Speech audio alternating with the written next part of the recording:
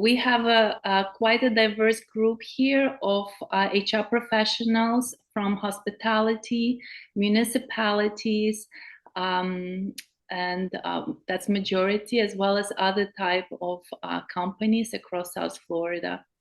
And we'll have Zachary Rosenthal from EIG Risk give us a great presentation today. Yes, we have Maria from JW Miami Turnberry on the call. Great, excellent. Very excited to be here. And Lana, thank you so much for setting this up. My pleasure. My pleasure. We've been getting quite a few of requests for these types of webinars, and that was something on our planning for FastCare. And it's a pleasure to partner up with you, Zach. And I look forward to this year and many webinars to come. Yes, this could just be the beginning. Just the So hopefully beginning. everyone leaves good reviews so I get invited back. Yes, guys, please let us know how we do at the end of this webinar. This is our first one, and we are both very excited to partner up. If you have never worked with me, but I believe most of the people have worked with me in the past as your workers' comp claims manager, or you may know me as your membership chair for the South Florida Hospitality Association. Zach and I were actually a friendly competition in the past. And I'm just so excited that we're no longer a friendly competition, but we can actually work together. Zach has joined EIG Risk.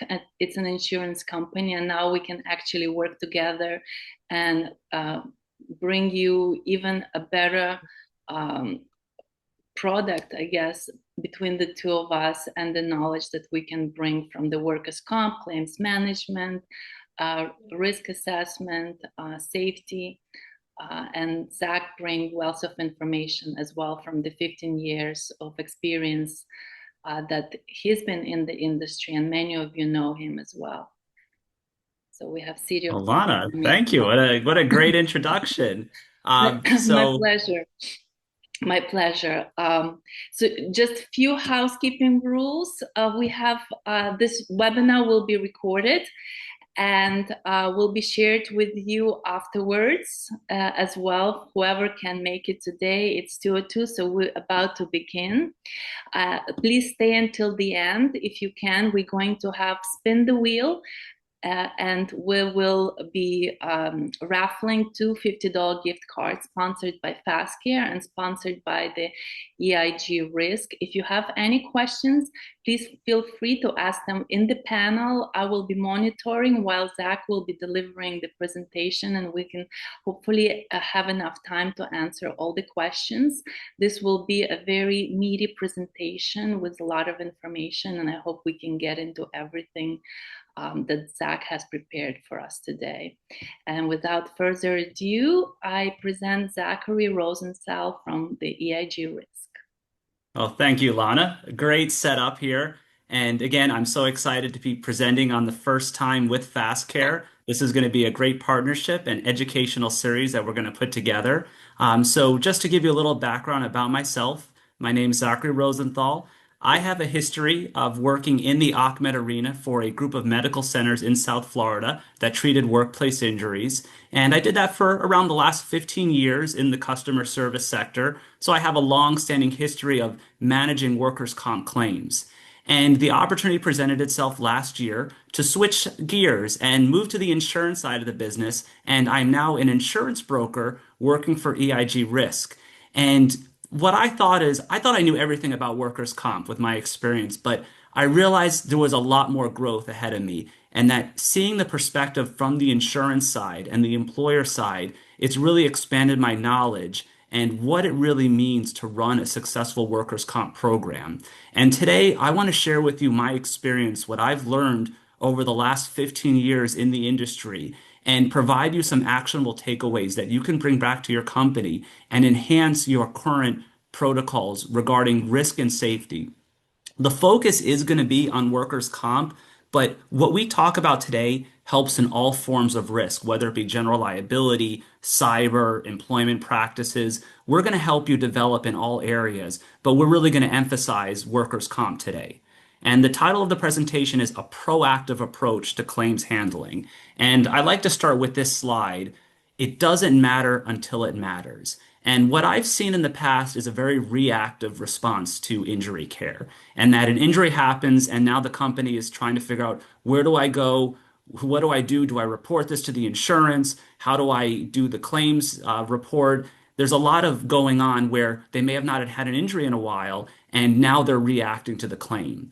But what we need to do is change mindsets and become proactive to claims management. And I like that illustration there. It's some performers like Cirque du Soleil. And think about the preparation that goes into that performance. They spend a lot of time preparing and setting themselves up to have a perfect show. And we need to have that same mindset when it comes to managing claims in the workforce. I like to also begin with the idea of leadership. And you're probably saying, why are we talking about leadership? I thought this was a training on workers' comp, but it has everything to do with leadership. And we're going to talk about this framework and this foundation that you're going to want to develop at your company. And it all begins with a strong leadership. And we need to have your supervisors and managers empowered to lead your employees. They need to be able to build trust and respect, lead by example for when a claim happens. Because that employee, if they don't trust their supervisor, they're not going to trust the system. They're not going to trust that adjuster at the insurance. They're not going to come back to work. So it all starts with your leaders in the company, and that we need to develop them and make them understand why we return an employee to work, why we do accident investigation, and have them be that role model in the company. And a lot what we do at my organization is leadership development, where we have a series of trainings we like to start with our clients and help build them and make their team into stronger leaders.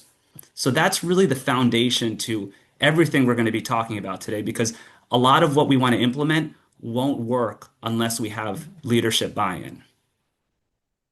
Now, let's go into the framework of what I've learned in my new role as a risk advisor. We've developed a process called people risk management, and there's four key areas to run this process. We talk about pre-hire, post-offer, prevention, and post-claim. Now, a lot of what we're going to talk about today in this webinar is post-claim, but I want to emphasize that all four of these areas are needed to have a successful claims management program. That if you're missing one of these, there's going to be gaps in the process, and that we need to make sure we have that foundation in order to move forward with the claims. So again, this is the starting of the mindset of having that proactive approach to claims handling and not reactive. So just quickly to talk about each: pre-hire. Before you hire someone, what filters do you have in place to avoid hiring your next workers' comp claim? And then with a show of hands in the chat, who here has hired a workers' comp claim? I'm sure a couple of you out there have done that before. So we want to talk about what screening filters we can put in place to avoid that. And then post-offer, once you've made that conditional offer, how do you onboard that employee into your safety culture? What are some tips and techniques we can do to help integrate them and also set ourselves up for when a claim happens? Then prevention, what does our ongoing safety initiatives look like? How do we make both the supervisor and employee accountable for their actions? And then post-claim, having a proactive strategic plan to managing all forms of claims, from workers' comp to other types of claims such as general liability. And as I said, leadership is the foundation to all of this. And we need all four of these pieces in order for the process to work. And what we see is that following all these steps, you could see a reduction in costs of up to 40%. So there are significant cost savings on your insurance and employee morale, productivity when you have this framework. So let's start with some statistics here. I got a question for the audience. Who manages the cost of a workers' comp claim? Lana, do we got a poll for this? Yes, sir. Okay, let's do a poll. I want to see what everyone thinks. Who thinks that 70% of the claim falls on the employer and only 30% is for the carrier? Who thinks the opposite? 30% of the employer's responsibility, 70% on the carrier, or it's about 50-50 responsibility of managing the cost of a workers' comp claim. So if everyone put in their thoughts here, and we'll just give everyone another 30 or so seconds. Okay, a little bit of a mix. We still got a couple coming in.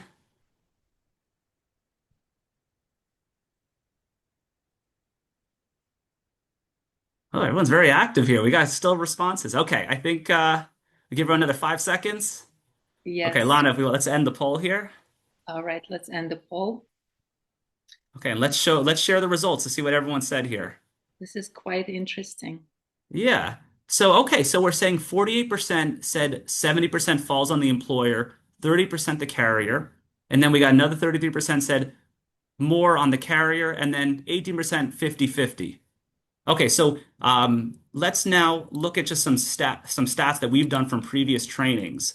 And you guys are on the nose here. 39% said 70% employer, 32% said carrier, and about 29% said 50-50. And I will have to agree with the majority of you, and that 70% of that claim does fall on the employer. And that sometimes what we notice are companies rely too much on their insurance carrier to manage claims when a lot of it is in the hands of you, the employer.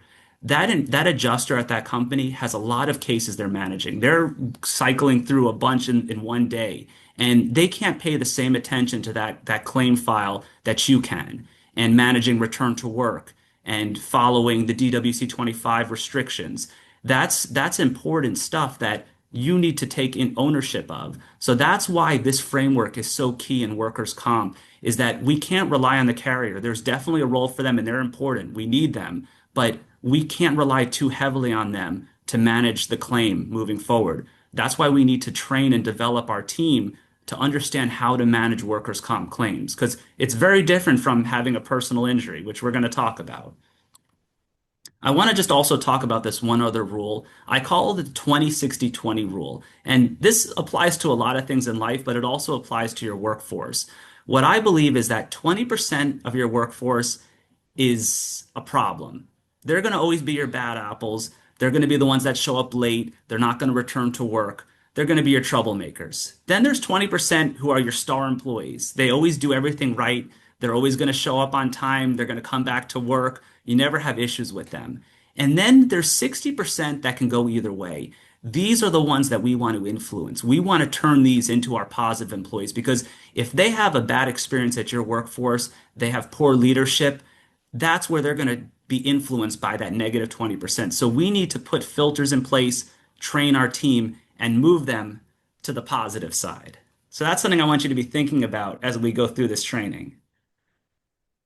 All right, let's talk about claims management. I want to go a little bit more into the framework foundation before we talk about the claims action plan because it kind of all relates to this. So let's get a little deeper into P1 pre-hire. So what are you doing before you hire someone? Is your company a drug-free workplace? That's a great screening filter to keep out someone who's a drug user who may have an injury. Job descriptions are key. What I'd recommend is everyone to review your job descriptions and make sure they're specific to the different positions you're hiring for. Do they list the physical demands of the job, the lifting, pushing, pulling of that person that's working? We need to make sure they're signing off and they're saying, yes, I can do all of this, all of these job functions. And another thing we talk about is integrity testing. This is a simple test that could be done before they're hired to check for tendencies if they would lie, cheat, or steal. It's done by a psychologist, and it's another screening filter that you can do before you make the conditional offer. There's more to this, but this was a couple things I wanted to highlight. Now, post-offer, once you make the offer, do they go for a drug test? So are they going to FastCare to get a pre-employment drug screen? And then a post-offer health questionnaire is key. How many, raise of hands, how many companies do a post-offer health questionnaire right now? I want to see if anyone here is doing them. Okay, I see some raising their hands. I definitely recommend doing this if you're not. What this is, after you make the conditional offer, you can get a medical history of that employee, checking to see have they had a previous workers' comp claim. You want to have documentation for two main reasons. One, let's say on that job description, they said they could do the job, they've signed off on all the physical demands, and then on that post-offer health questionnaire, they had a bad lower back injury, and you're questioning, can they really do this job? that's when you could send them to FastCare, get a physical exam, provide all the documentation to the physician there and say, is this employee really safe to do the job? We just want to check before we can finish the hiring process. So that's one way you can use it. Another way is you'll keep that questionnaire on file in a sealed, locked away place. And if they were to have a workers' comp claim, that questionnaire can be provided to the physician at FastCare. And that can be a starting point where they're evaluating the patient to go through that questionnaire, see if they listed any previous medical conditions or injuries that may be related to this accident.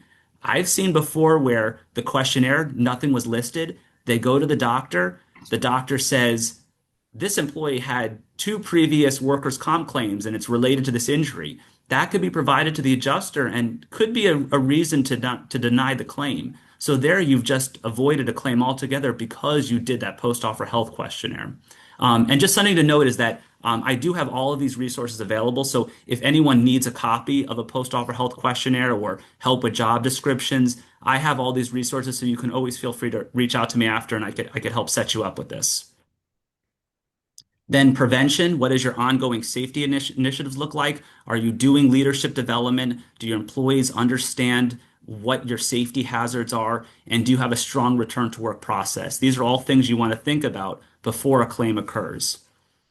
And then what we're going to really be focusing today is post-claim. And we believe in the AIM approach, accident reporting, incident investigation, and then management. So let's get a little deeper into these three areas so you have a good foundation for before a claim occurs.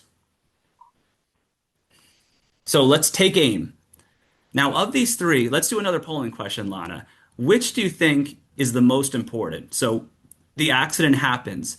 What you do right after that accident is one piece. And then the incident analysis. How do you use the data from that accident to prevent future accidents?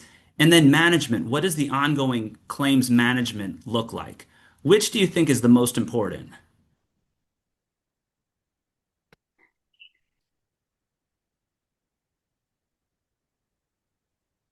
Okay.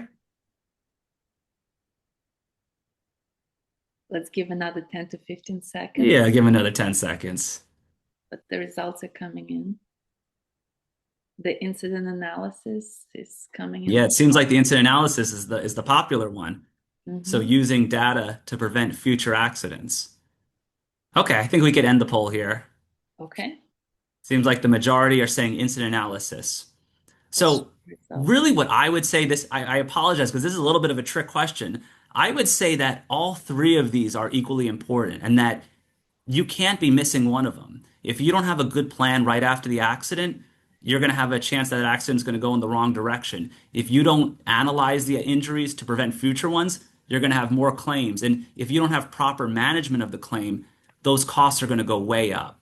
Our goal is to help the employee, take excellent care of them, get them back to work, but we need to have all of this in place before the accident happens. So let's get deeper into these three areas and talk about best practices.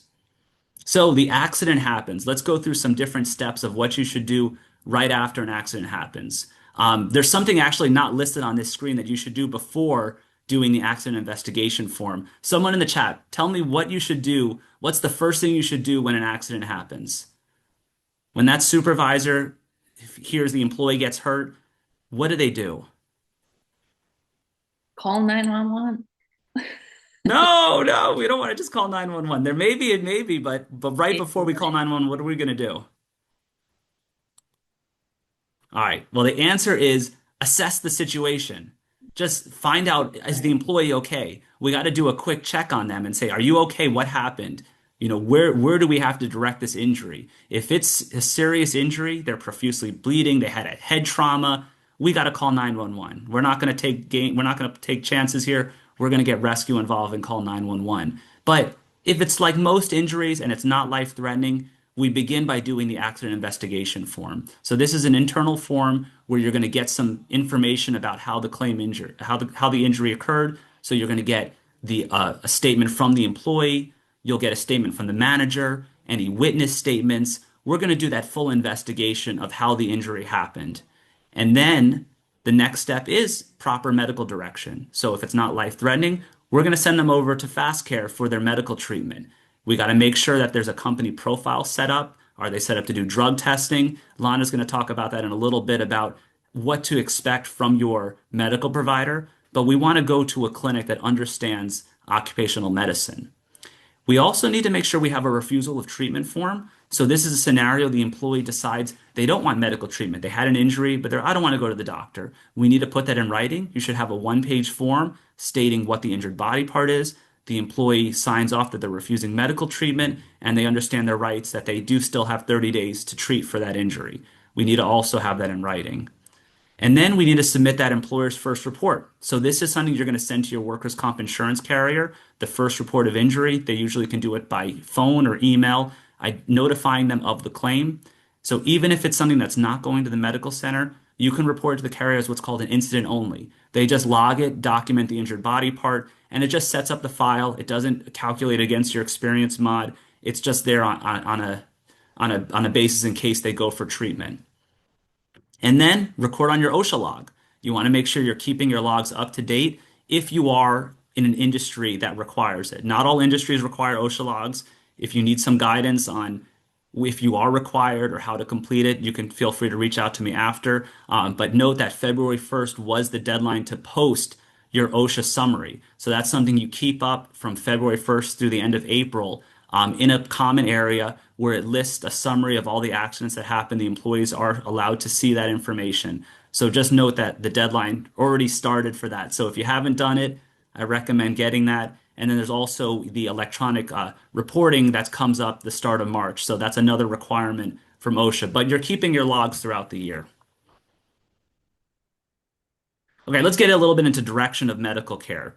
So first thing you want to do is understand your state-specific guidelines. So in Florida, you are allowed to direct to a center approved by your insurance carrier. So they should provide you a panel of facilities. Of course, FastCare, I'm sure, is approved by all the major workers' comp insurances, so they can be sent to for any claim. Also, the DWC 25 is that two-page summary of each medical visit that's required to be given after every doctor's appointment. So you should be receiving that. And Lana, in a moment, will tell you a little bit more about how they run their program, making sure that the facility does drug testing through a certified lab, and then getting that paperwork is key. We need to have that on every visit. So we're identifying restrictions, talking to the doctor if there's questions on care.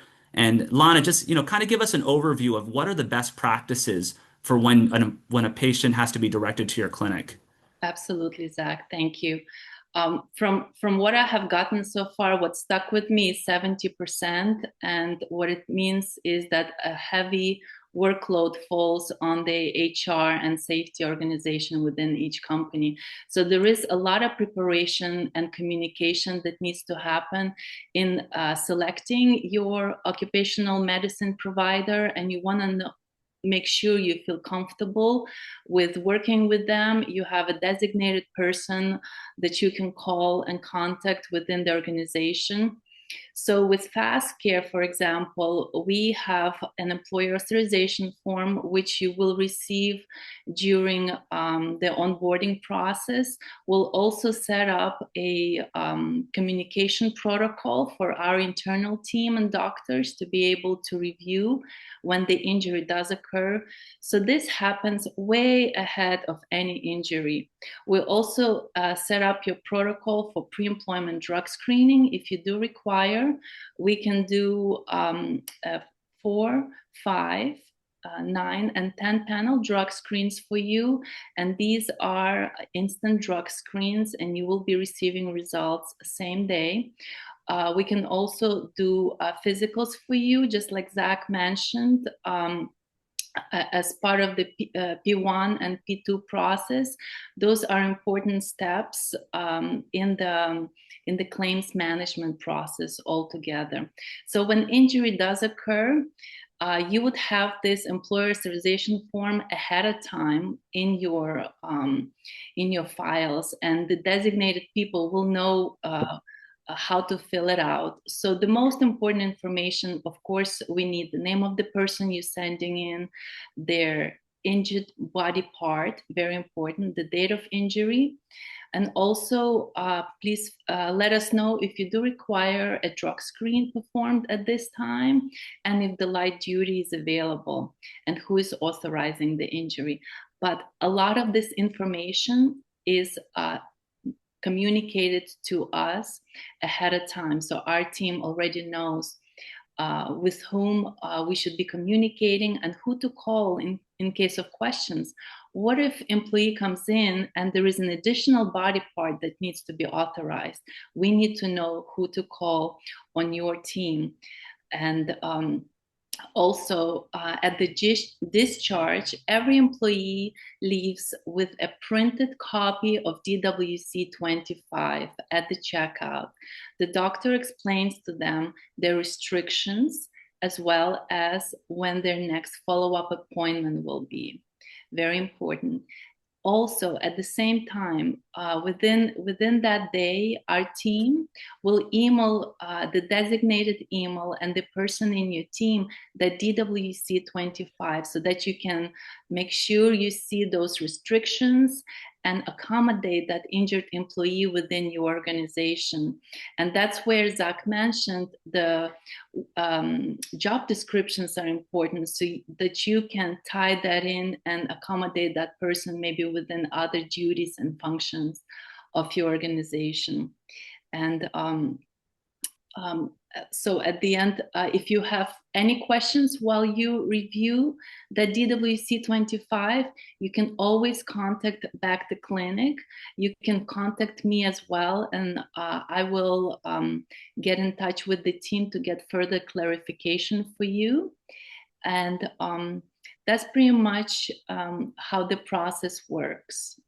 So I think the overall theme here is communication, which we're going to talk about a little later, but having that direct point of access to the clinic makes all the difference. Having someone like Lana you can pick up the phone and talk to and ask about the cases is really key, because you think about it, you're the employer, you're the one paying for the insurance for the medical care. You should have a say. You shouldn't feel hesitant to talk to the doctor. Have a conversation with them. Let's say you're unsure on the restriction demands, that if it was maybe a pound or two different, they could do their original job functions. Ask the doctor, hey doc, what if we had him do this work?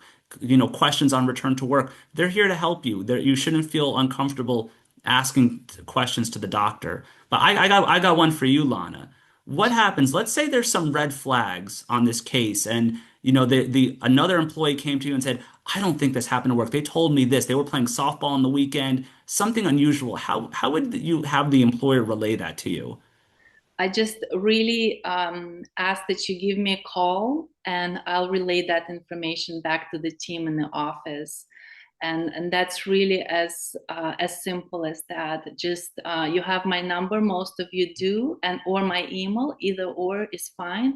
The phone call, of course, is the fastest way to get the information over, and that's really all that it takes. Okay, that's simple. It's communication, verbal communication. So just to go a little bit more into this, as we were saying, address return to work after every visit. So internally with your team, you need to have a plan for return to work. You should have some light duty positions available in your workforce to accommodate employees, and train supervisors on why we return to work. There is a difference between what we call a medical only claim and an indemnity claim. We could do a whole hour lecture on that, but we're not going to get into the weeds there. But just for your understanding, there is a cost savings if we take the employee off of work. So that is why we return them to work, keeping it medical only, and having them do as much of their original job functions as possible. You sometimes have to get creative. I also know there's third-party entities like we call reemployability, where they'll have an employee go do volunteer work for their light duty, and they'll partner with another organization like Goodwill or Salvation Army and keep that employee working. So they're not just sitting home, laying in bed all day and watching TV. Because what do you think's on every commercial break during the day on TV? Lawyer commercials. And then as soon as they call that lawyer, it's no longer in their best interest to get better. The cost of the claim goes up around 350%. So our goal is to just make that employee feel wanted, cared for, return them to work, and do everything we can to help them recover. Lastly, referrals. The clinic will make referrals to specialist or diagnostic testing if they feel it's necessary. But it's important that you report the claim right away because Lana won't be able to have that patient referred for a diagnostic test if there's no claim set up. The insurance adjuster has to approve it. So it's important that we do report them to the carrier timely. Thank you, Zach. Indeed, it's very important that the claim is reported to the carrier timely.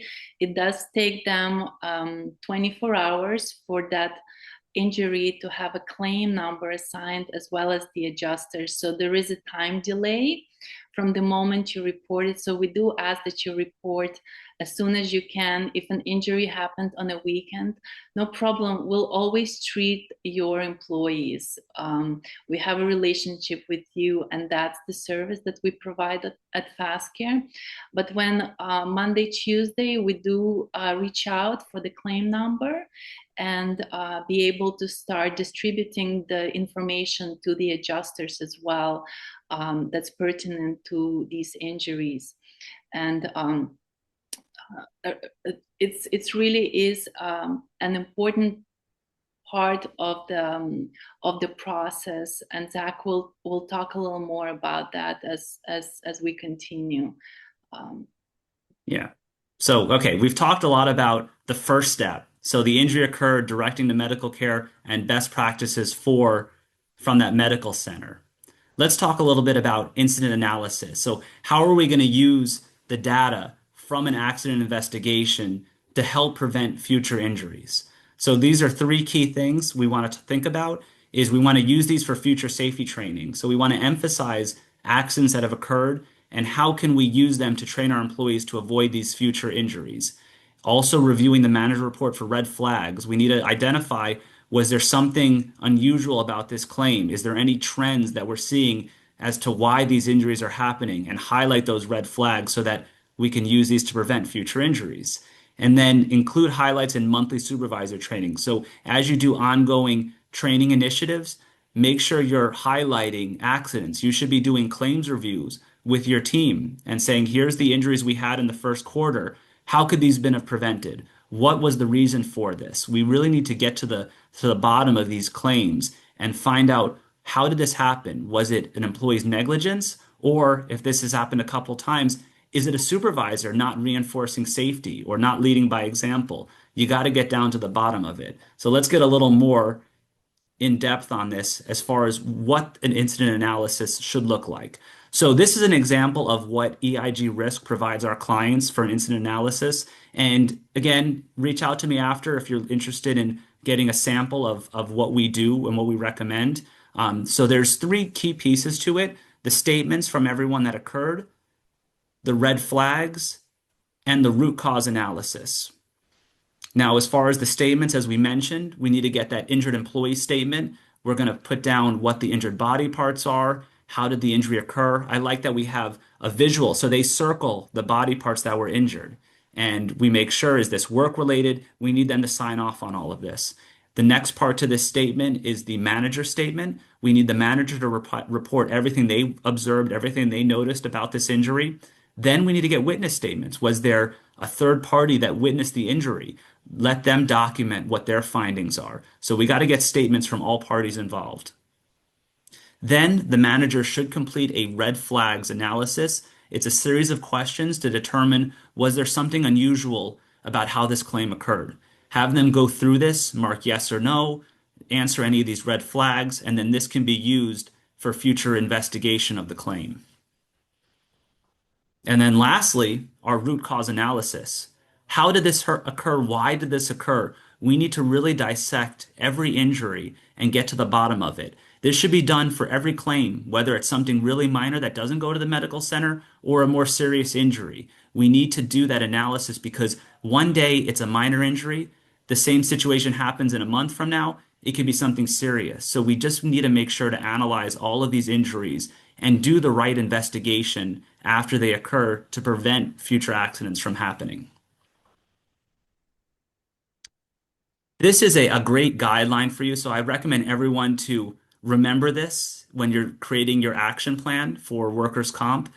We call it the 3-7-14-day action plan. So in the first 3 days, our goal is to keep this claim medical only. And doing that is keeping them back to work. We want to make sure the employee comes back to work right after the injury that next day.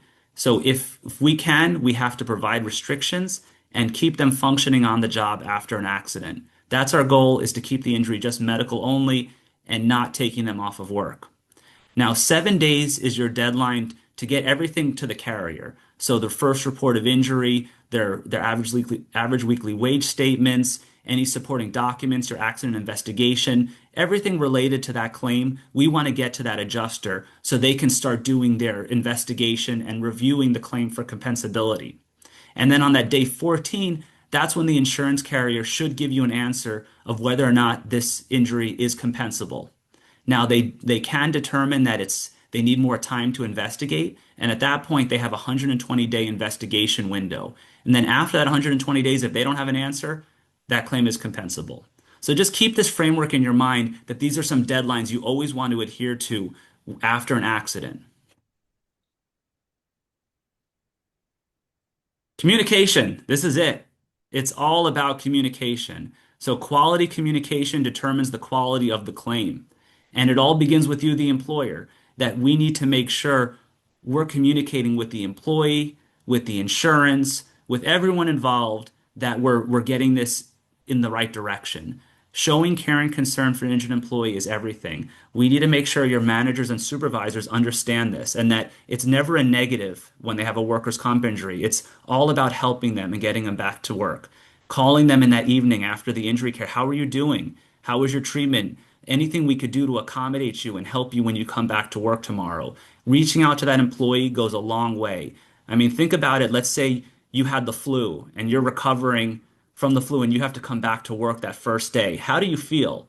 You're very sluggish. You're not at full force. And the same with an injured employee. After they had a lower back injury, it's not easy to come back that first day. We need to care for them and understand that and ease them back into the role with restrictions and not make it a negative. The supervisor should never feel like, oh, this employee can't do the full job. I don't want them in my department. Find something else for them to do.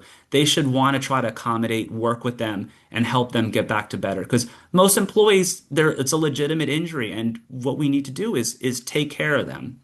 So as I said, stay in touch and then utilize all your resources. So your broker, your insurance carrier, your medical provider, use their resources to help with communication. We're very hands-on with our claims management. We're all about building the foundation and a structure and a ways to prevent injuries. But when injuries happen, you need a team that can support you and help manage the claims and move them in the right direction. And we have a whole in-house team that all we do is manage claims that do occur. And just keeping everyone informed is key. So, Lana, anything else you want to add on communication that you do specifically at FastCare that would help these companies? Absolutely. We do communicate quite a lot with all of our employers when the injury does occur. Like we mentioned before, there's a lot that happens in the setup process, a lot of communication. Once the setup is done and the injury occurs, the team receives the authorization. We treat the injured employee and we communicate back to the employer with the DWC 25. And as well, if we do have a claim number, we'll coordinate all the paperwork and documents with the adjuster, and they get everything for that specific visit. And please never hesitate to reach out to me if you do have any questions on the injury or about paperwork. I'm happy to get the answer, investigate, and get back to you as soon as possible. As we see, there is a lot of work falls on your shoulders in just preparation and setup process, as well as reporting back. You have some timelines and constraints that you're against. And FastCare team is definitely here for you. We have designated workers' comp specialists at both of the clinics, as well as myself and other claims managers that are here for you and just all around make sure that you get the best type of um, support that you need and be able to do the work on your end. Thank you. So just to kind of reinforce what we talked about today, it's all about having that foundation and process in place. And our P4 process helps set you up to succeed from the hiring to the onboarding to ongoing prevention and then a claims action plan and leadership, as I said, being the foundation to all of this. We need to have all of these pieces together. If one of these is missing, it's like four wheels on a car. If one of those tires blow, that car is not going to run right. We need to have all of the filters in place, all the protocols set up, and that's how we succeed in claims management. So just to summarize, have that pre-claims process, train your supervisors and managers. We need to build trust with the employees, and we need to have that claims action plan that's specific to our state. So we got a little time here. Anybody have any questions for us before we wrap up and get to the real fun part of spinning the wheel? I saw two raised hands while we were going through the webinar. I don't know if those questions is still relevant or maybe they were answered, but feel free to put your questions into the chat box so that we can answer. Okay. Well, I think while we wait, I know there were some questions that people posed in registration. Okay. So one of them, they were saying, what should I do if an injury happens outside of business hours or if the employee just goes right to the hospital? How do we do the drug testing? Well, Lana, can you answer that one? I'd be happy to answer that one. The great benefit with FastCare is that we do have an extended working hours. So both clinics are open all the way till 9 p.m. in the evening. On weekends till 5 and holidays till 5. So if it does happen after hours and the injury is not severe, they can come to FastCare and we will follow the protocol that we have set out in our system. And they can come as late as 1 minute before 9 and we'll take care of them. And the drug screening will be done as well. So there is no limitation there. Whatever you have communicated to us in the protocol.